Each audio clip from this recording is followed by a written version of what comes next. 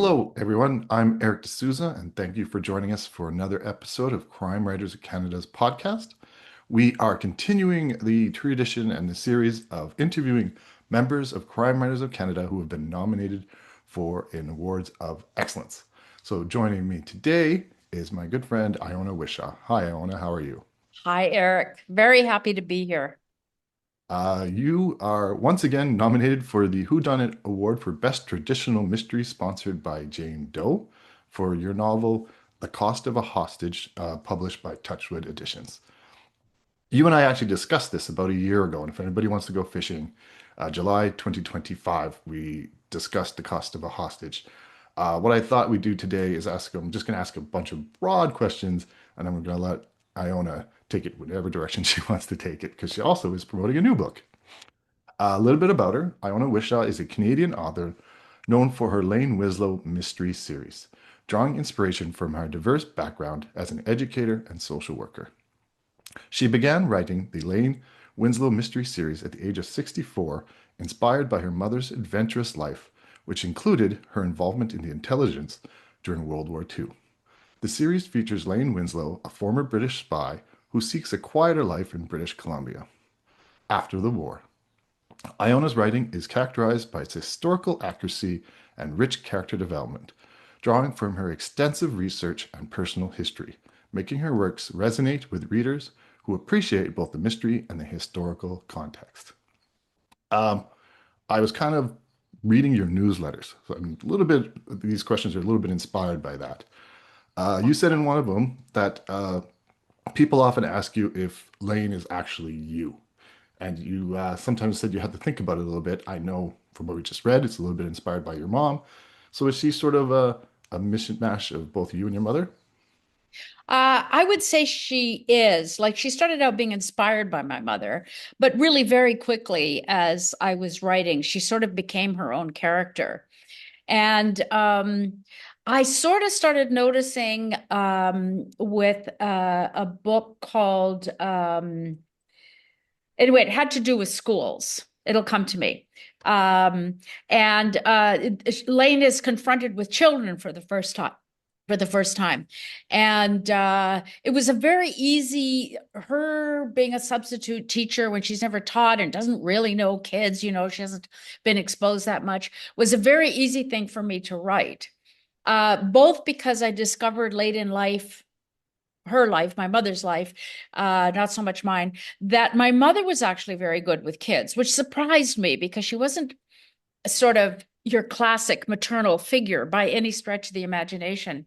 So that was the first time my eyes were kind of open to the idea that maybe I just didn't get my facility or my love of working with kids just from myself, that maybe it came from my mom.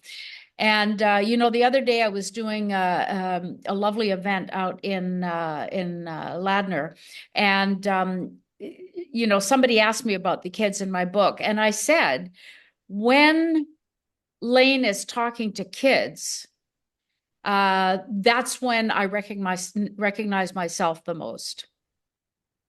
So clearly I've begun to kind of tap into that. And in my latest book, A False and Fatal Claim,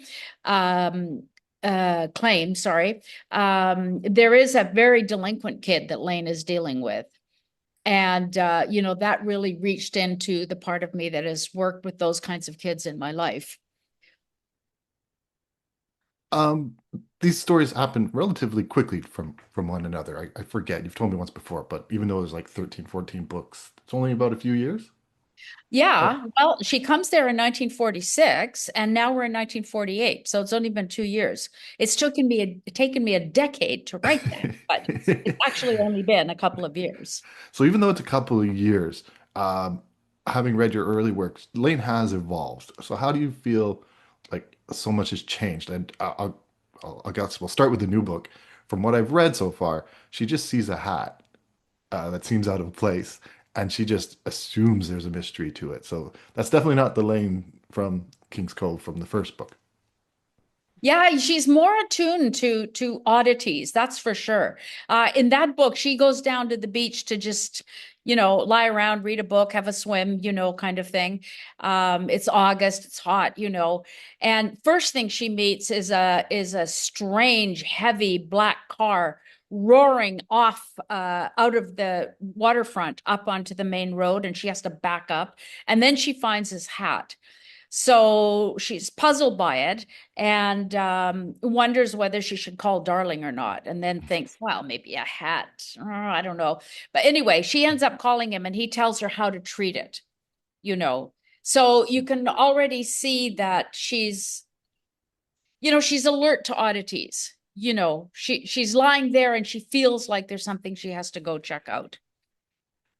It's funny because I feel crime writers, we all have this sort of sense of like we go through our daily life and something really mundane can happen, but our brains kind of take it to like, what if that's really a kidnapping ring? Yeah, no, no, exactly, exactly.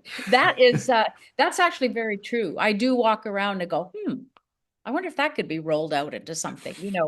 Um, so it's funny because people ask me whether I have the voices of the characters in my head all the time.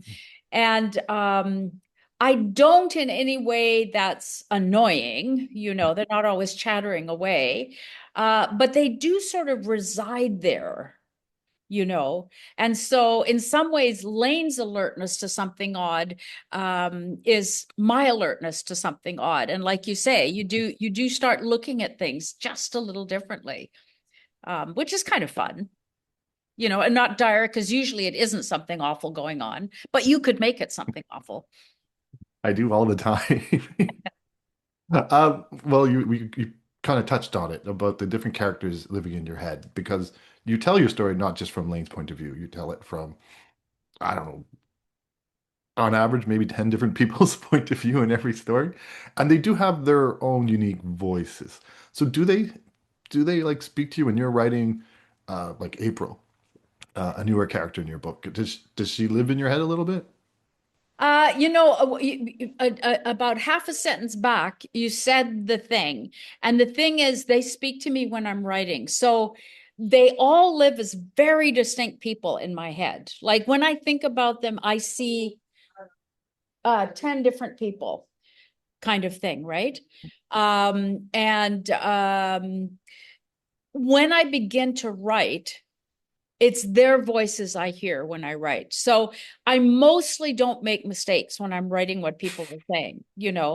And every now and then, my beta reader, the person who sees my books before even my publisher does, will say something like, I'm not sure Ames would talk like that. And so I can correct it.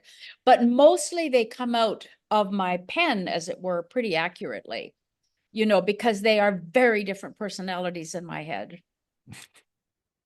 That must be an interesting process. And I know you and I have talked about it before, how you sort of your writing process is very much a pantser, which I find amazing that you could do that because your books are so vast and so much is going on that you can keep that sorted in your head. I'm again sort of referencing a something you said in your newsletter. You said the Canadian author Margaret Lawrence, discussing the writing process, once said, "A writer, however experienced, remains in some ways a perpetual amateur." Do you feel yourself still a perpetual amateur, or are you just an old hat at this now? I do feel that amateur thing. I was very struck by that when I read it. That's why I included it in the news in that particular newsletter, because you don't ever completely feel confident, that it's all going to work out. And I do, I have seen patterns in me, right? And I get alarmed every single time until I go, oh no, wait, you did that last book too. And I'll get half, a third, half, a little more than half into that middle chunk of the book. And I'll think, what if this isn't very good? And I start to feel very shaky about what I've done, you know. But I have that writing habit where I have to write every single day. So I just keep doing it because my rule is you keep writing until you get that first draft done. But I feel a ton of uncertainty in every single book, sort of in the middle of it. And not uncertainty about where I'm going, because I never know where I'm going anyway, even when I'm feeling confident, but uncertainty about whether it's going to be any good. And then I have to remind myself, no, no, you've been writing books now for 14 books and you know, you're okay. You did this every single book, you can relax. Have you ever gotten to the point you're like, let's say the middle for you, which is for some people a full book, but for you the middle is about 200 pages in. Have you ever gone like, no, this isn't right. I have to start over again or change I've something never had fundamentally? to start over again, but I have reached a point where I've thought this isn't right. And I guess that gets to the part inside you that knows whether something's right or not and whether you trust that. So there's this subtle difference between just feeling a vague insecurity, like, I wonder if this is any good. It probably isn't, blah, blah, blah, to when you're writing something specifically and you just know inside you, this isn't right. You know, and it comes to me in small ways when I'll give Lane a piece of dialogue and go, she would never lie to Darling. Why am I even writing that? You know, I just know that, you know, so I have to change it. And I may have to do quite a lot of finagling to change something like that, Mhm. because Lane is obviously concerned about what's just happened and she wants to lie to Darling about it, but she won't, you know. So yeah, I think I always feel like not on the edge of a knife, but always just on the edge of, do you really know what you're doing? No. And honestly, I'll send a book out, a book will get printed, it'll go out. And until somebody says to me, oh, like last night, I got a note this morning from someone who said it's 5:15. I read your new book all night long and I finished it. And I'm Oh, like, okay, this person obviously liked this book, so it was okay, you know. it was okay. Eh? You know, if you still feel it, I feel better that I feel it so much too. One thing that you and I both sort of get feedback from is the fact that our main characters are married. The feedback is often, it's too bad they're married because there's no romance anymore. You and I both had to argue that there still is romance. So, how do you feel that Lane and Darling still have a romantic story to tell? You know, what they have is, I think, a kind of deeper level of romance, and that has to do with them really appreciating each other in very profound ways and respecting each other. And I think that is a kind of relationship that's quite fascinating.